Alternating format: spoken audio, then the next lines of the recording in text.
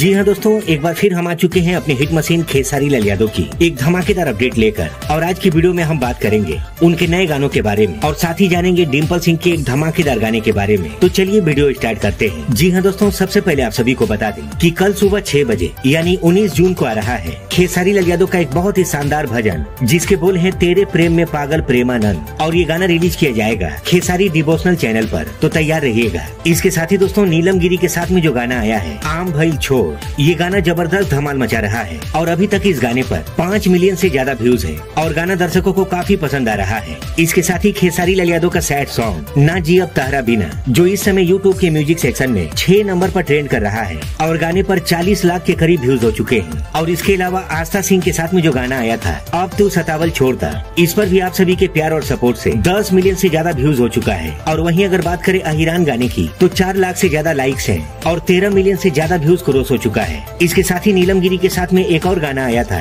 रातें भर में, इस पर भी 5 मिलियन से ज्यादा व्यूज है और गाना फिलहाल 14 नंबर पर ट्रेंड कर रहा है। अब चलिए दोस्तों बात करते हैं डिम्पल सिंह के बारे में। तो खेसारी लाल यादव के साथ में उनका एक गाना आया था कलम चबा गई नी, जिसको भोजपुरी दर्शकों ने काफी ज्यादा प्यार दिया और आपको बता दें कि ये गाना अब 100 मिलियन क्लब में शामिल होने जा रहा है।